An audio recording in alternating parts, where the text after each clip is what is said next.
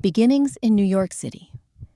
In the heart of Manhattan, Olivia Turner's story unfolded against the skyline of glittering towers and relentless ambition. Olivia had arrived in New York with nothing but a law degree, a suitcase, and sheer determination, a far cry from the privileged backgrounds of many of her peers. Raised in a small Midwest town, she grew up watching her single mother fight for every paycheck, instilling in her an unshakable work ethic and an unwavering belief in justice. Landing her first job at the prestigious Morgan & Price law firm felt like stepping into a new world. The marble floors, courtside offices, and high-stakes cases were both exhilarating and intimidating.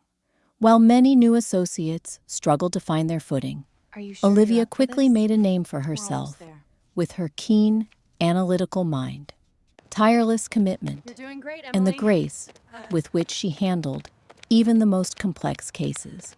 Nevertheless, life at the top was anything but easy. Late nights at the office and back-to-back depositions soon became her reality. Yet, Olivia navigated every challenge by staying true to her values, believing that law was a tool to defend the voiceless and not merely a weapon wielded by the powerful. Her unique perspective made her a valuable asset on some of the firm's most sensitive cases: corporate disputes, high-profile class action lawsuits, and pro bono work for underserved communities throughout New York. Amid this high-pressure environment, Olivia formed a special bond with Emily Carter, a fellow associate she'd met during undergrad at Columbia. The two women had supported each other through sleepless study sessions and nerve-wracking interviews, maintaining their close connection as they joined Morgan & Price together. While Olivia was known for her quiet confidence and unwavering ethics, Emily had a magnetic personality, a social butterfly who charmed colleagues and partners alike. Their friendship flourished both inside and outside the office. Morning runs in Central Park, sharing takeout dinners in tiny studios, and venting about impossible clients over late-night coffee. Many in the firm commented on their sister-like dynamic, a rare camaraderie in a notoriously cutthroat industry. As Olivia's career quickly ascended, she often credited her success to the support Emily provided behind the scenes. Together, they seemed unstoppable, two women breaking the glass ceiling with intelligence, tenacity, and mutual trust. But behind the bright lights and accolades, subtle tensions simmered. Ambitious expectations from the firm's partners, whispered office politics, and the unyielding scrutiny that came with every victory. Still, Olivia's commitment to justice and her belief in the power of loyalty kept her grounded, as did the unwavering bond she shared with Emily, the friend she believed would stand by her no matter how fierce the city's storms became. Trust betrayed. For Olivia, trust had always been the cornerstone of every meaningful relationship in her life, especially her deep friendship with Emily Carter. In the high-octane world of New York's legal scene, where alliances could shift with the drop of a hat, Olivia clung to their sisterly bond as a rare source of security. It was this faith in Emily that allowed her to confide sensitive work details and share her ambitions, fears, and even her boldest legal strategies during after-hours conversations. Olivia never questioned that her confidence would stay safe with Emily, the one person she believed would never use her secrets against her. But beneath the surface, jealousy and ambition quietly brewed. As Olivia's name frequently appeared in legal journals and her caseload grew increasingly prestigious, Emily began feeling eclipsed. She envied Olivia's effortless competence and the authentic respect she garnered from partners and clients alike. This simmering resentment, stoked further by subtle slights in the firm's competitive culture, slowly chipped away at Emily's loyalty. The breaking point came when a high-stakes corporate lawsuit put the firm's reputation on the line, and Olivia was chosen to lead the defense, an assignment Emily had secretly coveted. What started as minor transgressions, overhearing calls, glancing at Olivia's notes, quickly spiraled into something darker. Emily's insecurity, once just a shadow, became a driving force. When Olivia trusted her to review confidential files, Emily didn't hesitate. Late one evening, using her own access to the office systems, she copied critical evidence related to the case. With her knowledge of the firm's protocols and a deft familiarity with office politics, Emily orchestrated a scheme that would cast suspicion directly on Olivia. By leaking select portions of the confidential files to a rival firm and planting digital trails leading back to Olivia's computer, she ensured that questions would soon turn toward her oldest friend. The plan worked. A whistleblower tip reached the partners, and within days, Olivia was called in for a humiliating inquiry. The fallout was immediate and brutal. Emails and private messages Olivia had exchanged with clients were splashed across legal blogs. The press seized the narrative, painting Olivia as a traitor who had traded secrets for personal gain. Morgan & Price had no choice but to suspend her pending a full investigation, and Olivia watched her years of hard-earned credibility begin to unravel almost overnight. Through it all, Olivia clung to the belief that there had to be a mistake.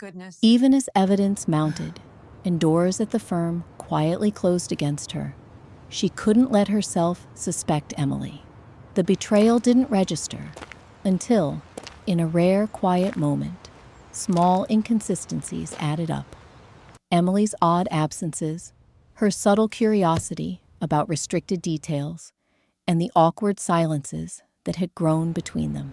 The enormity of the betrayal finally landed, devastating Olivia, far more than any professional setback could have. What hurt the most wasn't just the loss of reputation or position. It was the realization that the person she valued above all, her confidant, her sister in spirit, had used her trust as a weapon in the pursuit of power. For Olivia, this was not just the collapse of a career, but the shattering of faith. Days at rock bottom. The moment the door to Morgan & Price closed behind her, Olivia Turner's world seemed to contract into a single point of darkness.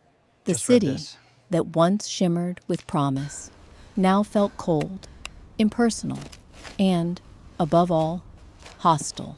There were days when she would sit by her apartment window in Brooklyn, watching the golden lights of Manhattan flicker in the distance, questioning every choice she'd ever made. The rapid ascendancy she had once enjoyed, her rise from small-town beginnings to the heights of corporate law, now felt almost unreal, like the distant recollection of someone else's life. News of Olivia's alleged betrayal traveled with the velocity only modern scandal allows. Legal blogs dissected every rumor, with some pundits gleefully speculating on the details of her supposed fall from grace. Former colleagues, many of whom had once praised her brilliance, now distanced themselves. Text messages were left unread, phone calls went unanswered, and invitations vanished overnight. The silence was the most cutting. In a city teeming with millions, Olivia had never felt more alone. She spent hours replaying the events that led to her suspension, searching through mental archives for a clue, a missed signal, anything that might suggest this was merely a misunderstanding, set to resolve itself in time. But the facts, manufactured though they were, felt immovable, each detail lining up just enough to convince others of her guilt, each digital trace pointing perfectly in her direction. Sleep eluded her.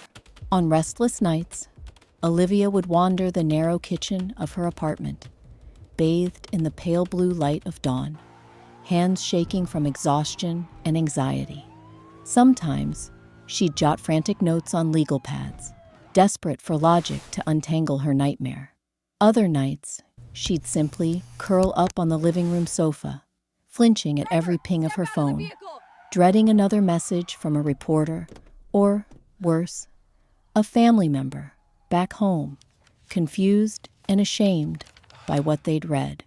What gnawed at Olivia wasn't only the professional humiliation, it was the shattering of her sense of self.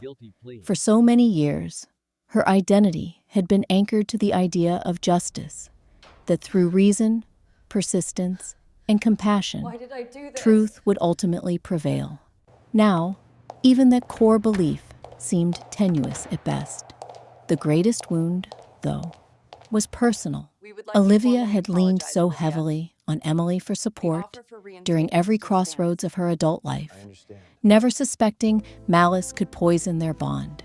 In those first weeks, Olivia still found herself composing texts to Emily out of habit, updates about her struggle, snippets of dark humor, pleas for advice, only to remember each time that the person she trusted most had become the architect of her downfall. Bills continued to roll in. With her suspension, Olivia's income vanished. She spent long afternoons combing through her finances, making careful decisions about which expenses to trim, which subscriptions to cancel, which dreams to defer. She set aside her favorite suits and replaced them with sweatshirts and jeans, trading corporate armor for the anonymity of the city's crowded sidewalks. Despite the suffocating weight of shame, Olivia kept moving. Walking became her solace. She would take long, meandering routes through Prospect Park and along the edges of the East River, threading her way past street vendors, musicians, and mothers with strollers. The city felt different at this slower pace, more vulnerable, less intimidating. She noticed details she'd overlooked before: children's laughter echoing down a side street, an elderly couple bickering over chess in the park, the way morning light danced off windows in the Upper West Side. Despite everything, life continued all around her, indifferent to her pain, but somehow still beautiful in its own chaotic way. Sometimes, Olivia found herself ducking into small, packed coffee shops just to be surrounded by strangers. She'd order a simple black coffee, tuck herself into a corner, and lose herself in the bustle of overheard conversation. These anonymous moments offered brief respite. No one in those cafes seemed to know her face or care about scandal. She could just exist, briefly, without apology. Her mother's calls became both a lifeline and a torment. Olivia couldn't bear to share every detail, but her mother's voice, calm, unwavering, full of quiet pride, reminded her of all she'd overcome as a girl. Each conversation stitched together a piece of Olivia's frayed confidence, the way her mother's hands had once mended torn jeans at the kitchen table back home. One late afternoon, after a particularly difficult day spent fending off an aggressive reporter outside her building, Olivia retreated to the Brooklyn Public Library. Surrounded by a fortress of worn books and soft lamplight, she found herself drawn to memoirs and histories, stories of survivors, pioneers, those who'd endured scandal or injustice and found ways to rebuild. She filled pages of her journal with questions and half-formed plans. Who was she, truly, when stripped of job and reputation? What did she still believe in? Did justice still matter if the world seemed blind to it? As days slowly became weeks, Olivia rediscovered her stubborn streak. It revealed itself in small ways at first: making a hot meal instead of ordering takeout, brushing aside bitter headlines in favor of poetry, fixing a leaky faucet on her own. These tiny victories multiplied, quietly reinforcing what her heart had always known: adversity did not define her. Her choices did. Social isolation forced Olivia to reckon with herself. With no mentor to guide her and no friend to lean on, she began re-examining her past with unflinching honesty. In moments when self-pity threatened to engulf her, she remembered the people who couldn't fight back. Her mother's old union friends, immigrants struggling for legal status, single parents fearing eviction. The cases she'd championed at Morgan and Price had always centered on those voices. If she had any power left, perhaps it was in refusing to let theirs be lost amidst her own heartbreak. Gradually, Olivia's anxiety transformed into resolve. She returned to her study of law, but now with a humility born of suffering. She read up on digital forensics and cybersecurity, determined to understand how the evidence had been planted against her.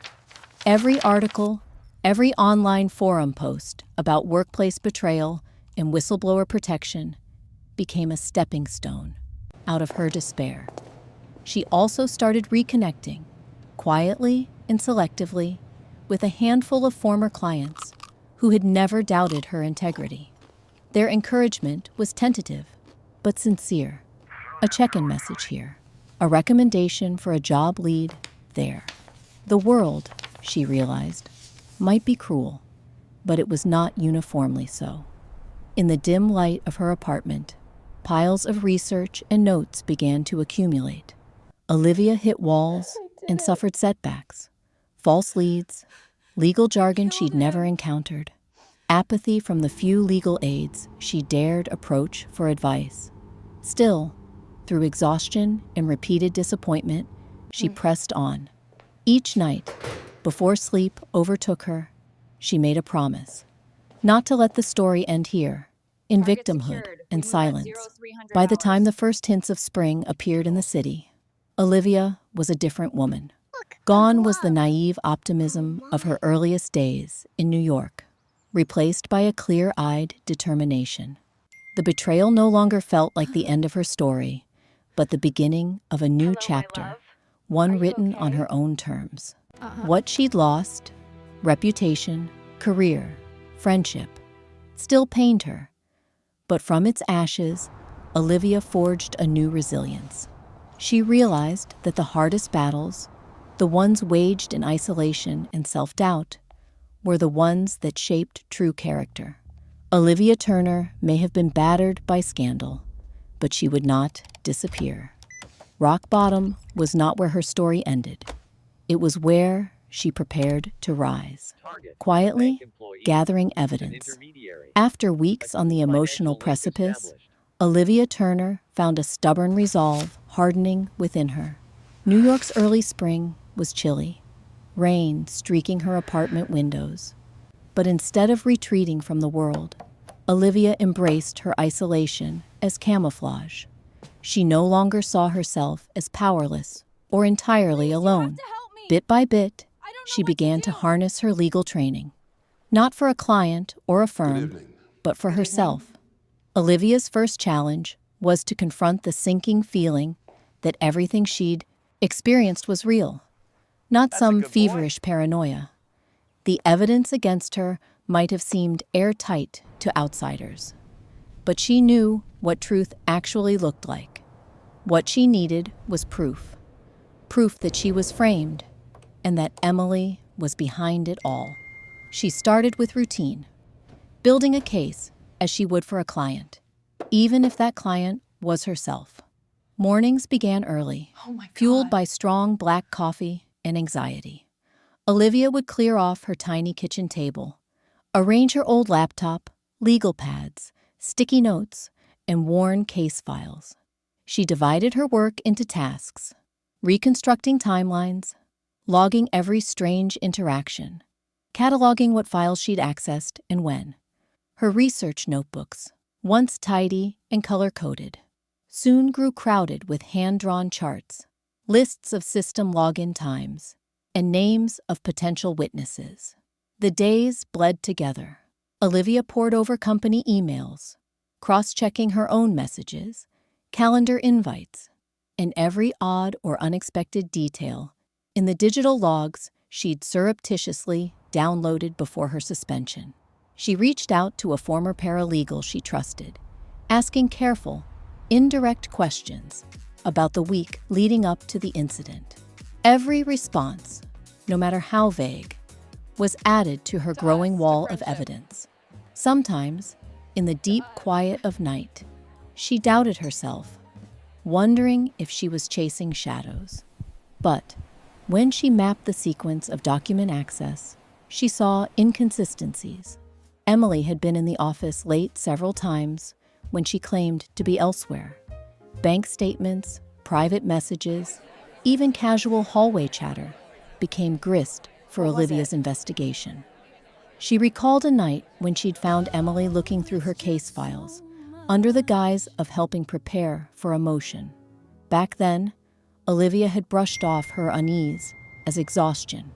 Now, replaying the scene, she noticed the nervous glance Emily had given, the way her hand hovered too long over a stack of confidential folders. Hello there. Grappling with unfamiliar technology, Olivia taught herself about metadata and digital forensics.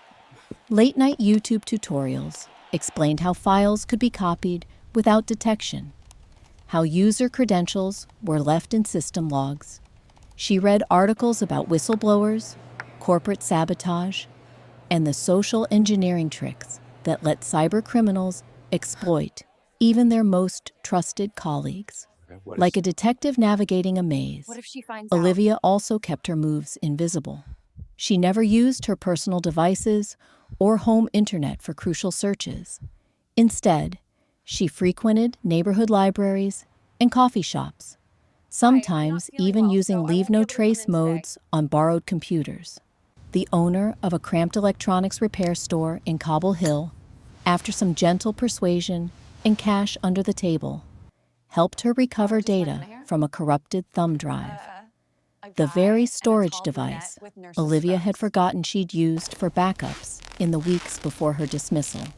The files weren't complete, but she unearthed a partially deleted log of internal system activity. Some of the records didn't match her own computer habits at all.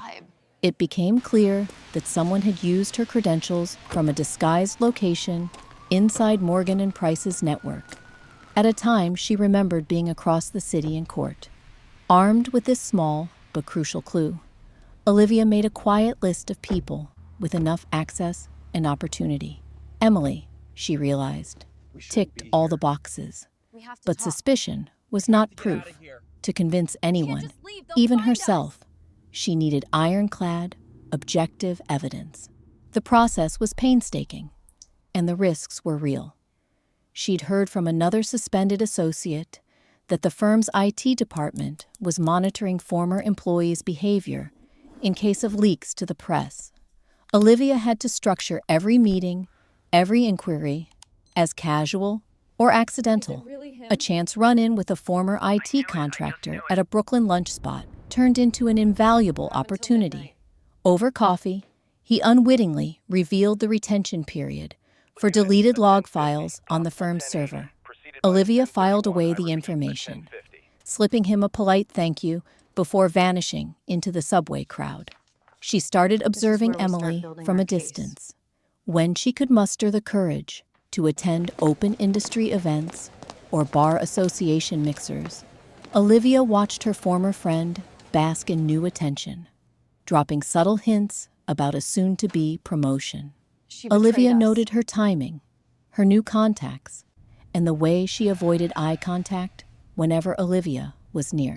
One rainy Wednesday, determined to break the impasse, Olivia returned to Morgan & Price under the pretense of collecting forgotten personal belongings. Armed with a burner phone, its camera ready, she passed by the partners' offices, noticing a conference room left open and unattended. As she discreetly entered, she spotted a stack of legal files, among them a folder marked with her name and the case that led to her downfall. Within moments, Olivia quickly photographed time-stamped pages, showing internal memos, proof that documents had been handled after her suspension. despite claims that all files were immediately secured. It wasn't a smoking gun, but coupled with digital traces, odd logs, and the resurfaced USB logs, it formed a web of contradictions. Olivia pieced together Emily's motivations: access to confidential merger negotiations, connections to a rival firm, and suddenly upgraded living arrangements just weeks after Olivia's ruin. Still, evidence alone was not enough. Olivia reached out through encrypted channels to a legal advocacy nonprofit, presenting her findings to a sympathetic staff attorney who specialized in whistleblower defense. Reluctant at first, but moved by Olivia's mounting dossier and respectful professionalism, the lawyer agreed to refer her case to a trusted private investigator. Working together, they secured security camera footage from the weekend when the crucial data leak occurred. The grainy video depicted Emily entering the office at an improbable hour, her figure unmistakable despite the low lighting. Cross-checking badge entry logs sealed the connection. Physical exhaustion warred with the surge of hope inside Olivia. For months, she'd lived under suspicion and shame, secretly unsure if she'd ever find her way out. Now, with a mosaic of digital, physical, and testimonial evidence, she stood on the threshold of exposing the scheme that had nearly destroyed her. Yet Olivia was measured, even cautious. She meticulously organized every element, annotated timelines, and rehearsed her account as if preparing for a landmark trial. She revisited her old conviction that in law, as in life, compelling truth required not just facts, but narrative strength and clarity. Despite the pain, the process reawakened her sense of purpose. Olivia's case file swelled with screenshots, affidavits, surveillance stills, and flagged emails. Her apartment, once a refuge from the outside world, became the staging ground for a quiet counterattack.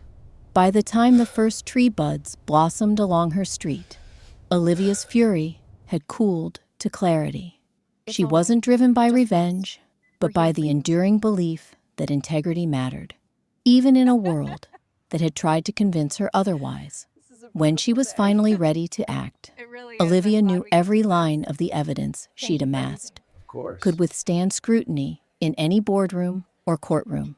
What had begun as an act of survival had transformed into a pursuit of justice for herself and for all the forgotten voices she'd once defended. As she prepared to step back into the spotlight, Olivia understood one thing above all. She might never get back the life she'd lost, but she would reclaim her name, and in doing so, become something stronger. Someone unbreakable. The showdown in court. The day of the hearing dawned gray and unsettled, the Manhattan skyline nearly lost behind a curtain of mist. To outsiders, it was just another day among the endless churn of legal proceedings. But for Olivia Turner, it was the day her entire life, her beliefs, her reputation, her future, would hang in the balance. She arrived at the courthouse early, wrapped in a navy raincoat and the quiet armor she had forged in months of solitude and struggle. The marble steps, the rotating doors, the distant rumble of traffic, everything felt sharper, more vivid. Her pulse thudded in her ears as she entered the courtroom's high-ceilinged expanse. Rows of cherrywood benches sat ready for the small army of attorneys, firm partners, journalists, and a handful of Olivia's former colleagues, all drawn by the scent of scandal and spectacle. At the opposite table, Emily Carter projected calm professionalism, surrounded by a legal team from the firm's deep bench. She looked immaculate, confident, even smug, flipping through a color-coded binder without so much as a glance in Olivia's direction. If she was afraid, she didn't show it. Olivia took her place at counsel's table beside her pro bono attorney and the private investigator who had become her unexpected allies. She greeted them quietly, but her focus was already on the evidence file before her. A thick stack of printouts, photos, metadata tables, time-stamped access logs, and a timeline more meticulously prepared than any case she had handled in her years at Morgan and Price. The hearing began with formalities. The presiding judge, a no-nonsense woman with a reputation for hating drama, laid out the scope to determine, once and for all, what had happened during the explosive leak that unraveled so many careers. Morgan and Price's lead counsel wasted no time painting Olivia as a fallen star. Their opening argument was clinical, almost mournful. A trusted associate, driven by ambition, crossing lines for personal gain. Screens flashed emails and logins traced to Olivia's credentials. Each digital artifact spun as another nail in the coffin of her once pristine reputation. Sitting rigidly, Olivia felt the old shame rising in her throat. She had steeled herself for this, but no amount of preparation could dull the humiliation of seeing her name drag through the mud. Then Emily took the stand, calm, poised. Her testimony was a masterclass in half-truths. She appealed to the court's sense of betrayal, using words like devastated and heartbroken. She described late-night work sessions, her alleged horror at discovering the leak, and the pain of seeing a friend bring disgrace to the firm. The attorneys nodded in somber agreement. On the surface, the case seemed airtight, but Olivia's defense team, small but fiercely committed, had spent months poring over every thread of evidence. When it was their turn, Olivia listened as her attorney skillfully probed the weaknesses in the prosecution's case. Quietly, they established that Olivia had an ironclad alibi for one of the evenings when the most damaging files were accessed. They presented the digital forensic analysis that revealed irregular login locations, pointing to an internal actor, not Olivia herself. Next, the private investigator Olivia had hired took the stand. He explained in plain language how digital footprints could be forged or misattributed, offering a live demonstration of how one's credentials could be used, with the right access from any terminal inside the firm. Even without the user's presence, the judge's brow furrowed, recognizing the technical nuance the prosecution had avoided. Then, Olivia took the stand. For a moment, seated under the harsh lights, she felt a familiar ache, the urge to explain, to defend, to apologize, even though she was innocent. She steadied her voice, recalling all the broken nights, the walks along the East River, the letters unsent to her mother. Her testimony was direct and unemotional. She did not try to win sympathy. She simply recounted the timeline of events, her movements, her trust in the system, and the moment she realized she had been betrayed, not by a stranger or a rival, but by Emily, her closest confidant. As Olivia's team introduced their chain of evidence, the tone in the courtroom shifted. Photographs of internal memos, time-stamped after Olivia's suspension, undermined the narrative that files had ever been properly secured. Security footage, though grainy, placed Emily in restricted office areas late at night, matching the times of the access logs for the leaked documents. The tech specialist reviewed the metadata, pointing out that certain files were copied only after Olivia had left for a court appearance. But while Emily was present, tension built as Emily's own digital footprints, the badge logs, the inexplicable presence in certain offices, the unexplained payments in her bank account, came to light. More than once, Olivia thought she saw a flicker of panic in Emily's expression. As each piece of evidence landed, the defense tied everything together with a clear, methodical narrative: opportunity, motive, means, and the manipulation of trust.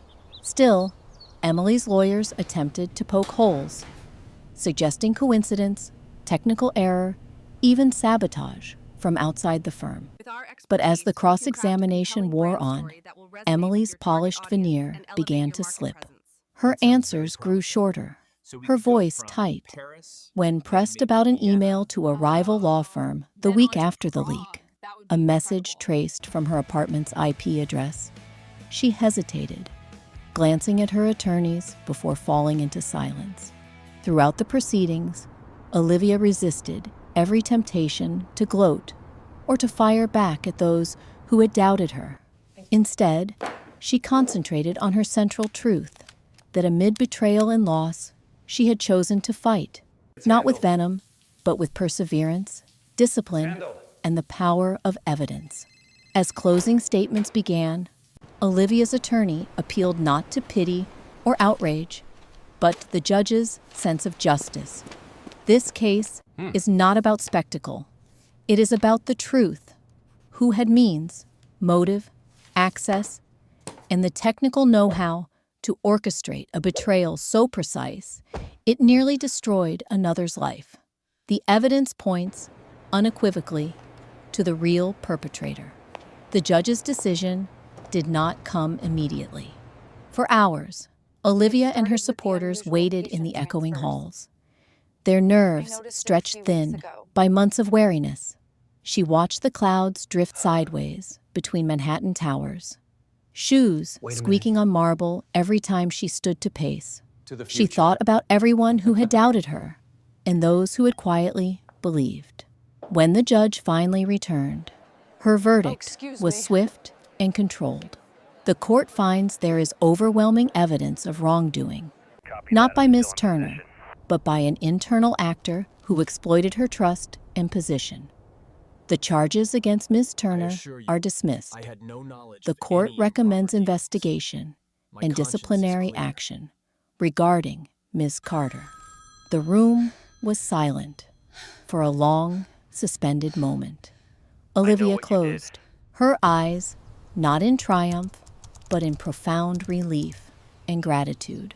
Her name was cleared, not by luck, but by the grind of days spent at her lowest, and nights spent following the faintest hope of justice. As she rose to leave the courthouse, Olivia felt the cautious beginnings of something she hadn't felt in months. Not just freedom, but the possibility of new purpose.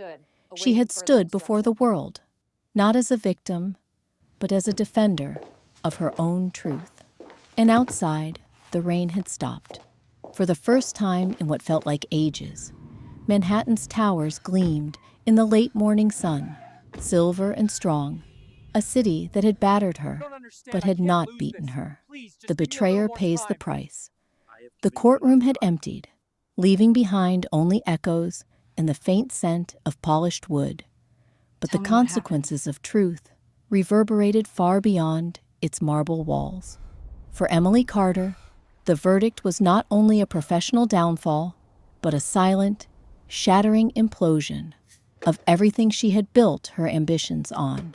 News of the court's judgment spread rapidly through New York's legal circles and the wider industry. Within hours, a curt memo from Morgan & Price's managing partners was quietly delivered to Emily's email. Effective immediately, her employment was terminated. There was no small print, no severance arrangement, or final plea. The gravity of the firm's actions was a public signal. Betrayal in their ranks would be rooted out with deliberate, merciless efficiency. By midday, Emily's access to all firm systems, her email, her office badge, her building credentials, had been rescinded. Her name was removed from the firm's website. HR escorted her from the glass tower on Park Avenue in the presence of silent, watchful security. The elevator ride from the upper floors to the lobby felt endless, each floor a reminder of how far she had fallen. But the true reckoning was only beginning. News outlets, legal blogs, and social media feeds lit up with headlines. Some wrote sympathetic profiles, recalling Emily's prior service and her once impeccable record, but most fixated on the betrayal, the audacity of sabotaging a colleague, and the speed with which public adulation curdled to outrage. Former allies at the firm fell silent. Those who had once flocked to her office with gossip and after-work invitations now avoided eye contact, fearing guilt by association. Well, are you gonna help me or Partners not? who had mentored her and used her billable hours as evidence of leadership prowess privately lamented her ambition, but more loudly proclaimed relief that the issue had been resolved. A decade of networking disintegrated, her contacts quickly distancing themselves to avoid being swept up by association. The Bar Association launched a formal inquiry, its disciplinary committee combing through the court transcript and evidence that had stunned so many. Emily was summoned to provide a statement, Right? but the line between defense and confession blurred under the So unfair. facts. Her license, her right to practice law, the credential that had once been her pride, was now in jeopardy. Even if she escaped disbarment, finding work in any respectable firm in New York or across the country would be a near impossibility. For Emily, the continuous noise of news events soon gave way to silence. Days, once packed with meetings and urgent emails, stretched numb and indistinct. She retreated to her small, suddenly cavernous apartment, blinds drawn, her phone a constant source of anxiety. Calls from her parents went unanswered. Messages from former friends arrived less and less often, reduced to single-line texts. I can still hear Sorry, you. hope you're okay. Even outside the professional sphere, the consequences rippled. The upscale apartment she had moved into only months before, its rent justified by her anticipated promotion, could not be sustained without income. She canceled utilities one by one, sold pieces of jewelry and the expensive handbag that had symbolized her arrival in the city. The doorman, who once greeted her with a warm smile, adopted a look of polite neutrality. Neighbors now whispered in the hallway when she passed, recognizing her face from news stories. Emily attempted to rebuild elsewhere. She sent resumes under her maiden name, reaching out to smaller firms in other cities. But background checks unearthed the scandal every time. Interviews, when granted, were perfunctory. HR directors and partners always circling back to the incident. Persuasion and apologies, tactics she'd once wielded so deftly, rang hollow now. She doesn't know anything. The details were a matter of public record, the forged evidence, the self-serving betrayal, and the undeniable harm she had inflicted on a woman who had only ever trusted her. Occasionally, she would reread her own testimony, seeing the rehearsed lies laid bare by cross-examination, the meticulous casework of Olivia's defense, and the digital fingerprints she had thought so carefully hidden. Isolation brought clarity, but also regret. For the first time, Emily had to confront not just the consequences of her actions, but the motives that had driven her. She began to see the long, incremental steps down the slippery slope, envying Olivia's talent, doubting her own worth, justifying each little compromise until she found herself orchestrating the unthinkable. She tried, in vain, to rationalize it to herself, as if explaining it could undo the damage. It never could. Meanwhile, in the city's legal corridors, Olivia's vindication was quietly, if not universally, acknowledged. Some former colleagues who had shunned her offered tentative apologies, awkward emails, embarrassed glances at professional events. Her name, once linked with scandal, was now invoked as a warning about how easily justice can be clouded by ambition, and how the truth, though slow and costly, sometimes prevails. Yet for Olivia, the victory was bittersweet. She did not rejoice at Emily's public downfall.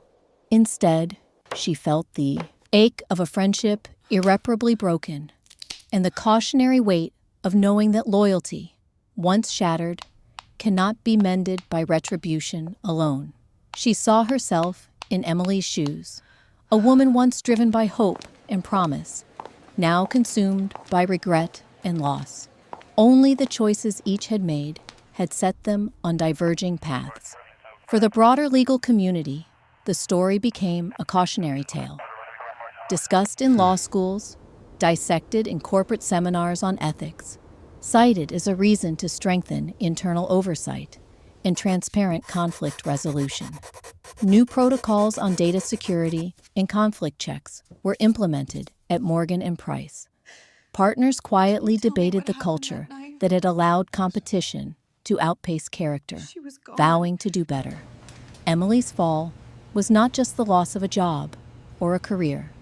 It was the loss of identity, of trust, of hope for an easy redemption. In time, she might find a way to rebuild, perhaps in a different field or far from Manhattan. But in New York, where reputation is currency and trust is slow to repair, the shadow of betrayal would follow her for years to come. And for Olivia, despite the price she'd paid, there was at last some measure of closure. She had endured the scandal, the loneliness, the self-doubt, and in the end, she prevailed not by matching vengeance for vengeance, but by trusting the very process she had always believed in. Rigorous investigation, fairness, the slow but steady light of truth. Justice had been done, but in the quiet aftermath, both women were left to reckon with the personal costs of ambition and betrayal, one with the hope of new beginnings, and the other with the long, hard road of atonement, the power spiral, and the journey of rebirth. As the dust settled and the news cycles moved on, Olivia found herself faced with the daunting task of reconstructing her life from the ruins left by betrayal and scandal. The hearing was over, the verdict rendered, her name officially cleared. Yet the world of power and ambition she had once navigated so skillfully remained forever changed around her. And so too was she. In the weeks that followed, Olivia moved through the city with a cautious sense of freedom. She was no longer trapped in the shadow of suspicion, yet she knew the path forward was not a simple return to the old ways. The legal community, always watchful, seemed to appraise her with new eyes, some filled with remorse, others with admiration, still others with a wariness reserved for those who had survived public crucifixion and emerged intact. Doors that had slammed shut in the wake of the scandal now creaked open, but Olivia no longer depended on their validation. Her sense of self had changed at its core.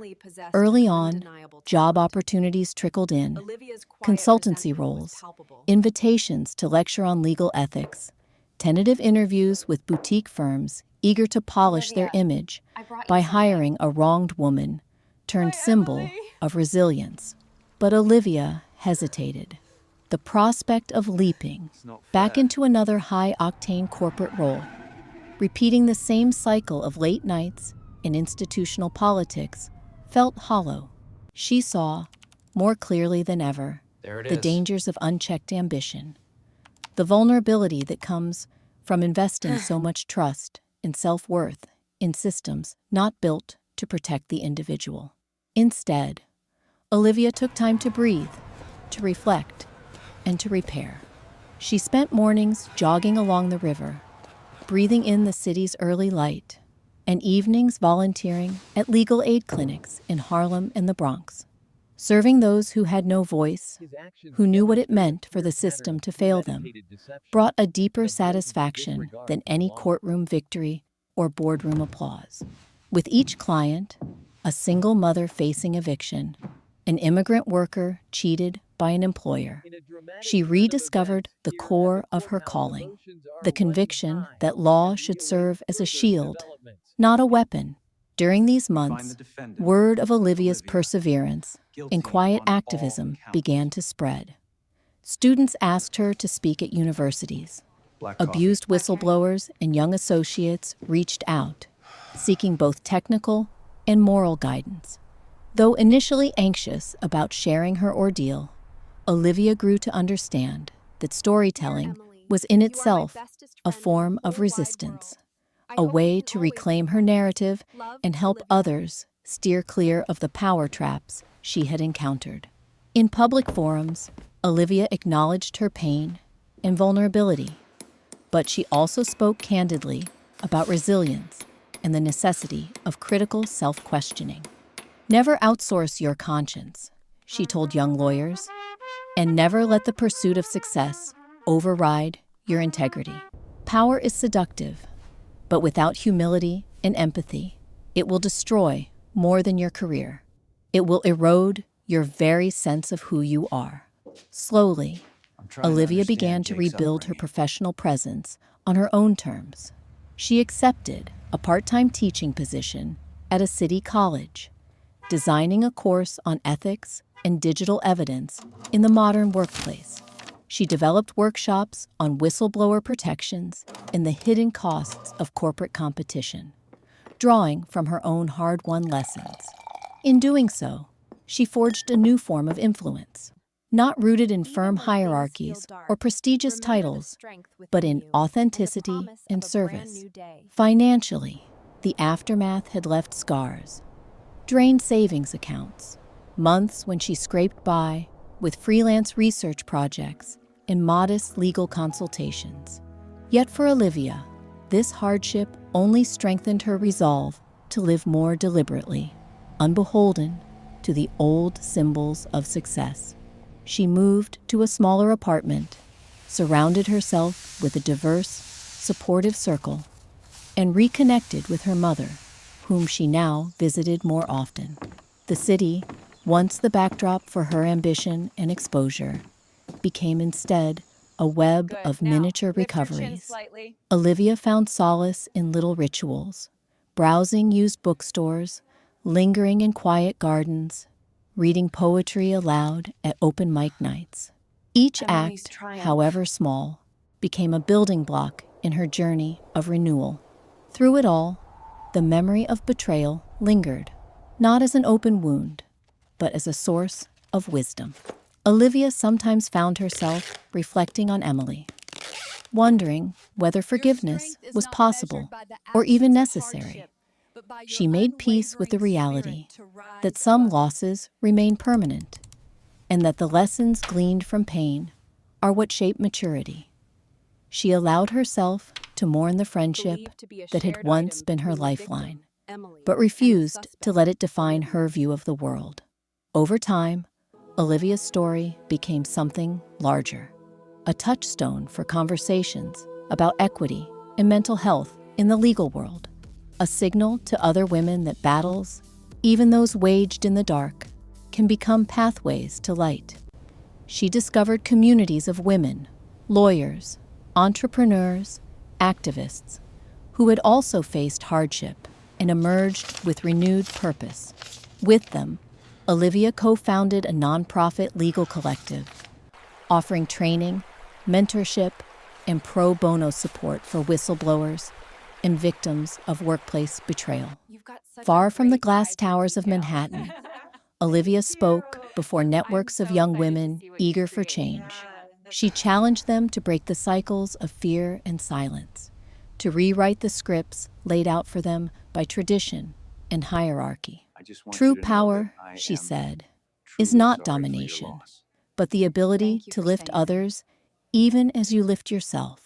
One spring evening, nearly a year after the verdict, Olivia walked alone beneath the blossoming city trees and realized she was no longer simply surviving. She was thriving.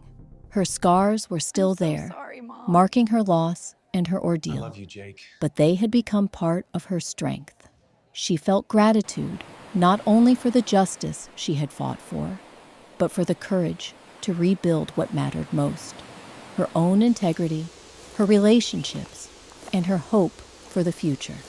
In the ever-turning spiral of power, Olivia Turner had stepped out, remade by hardship and grace.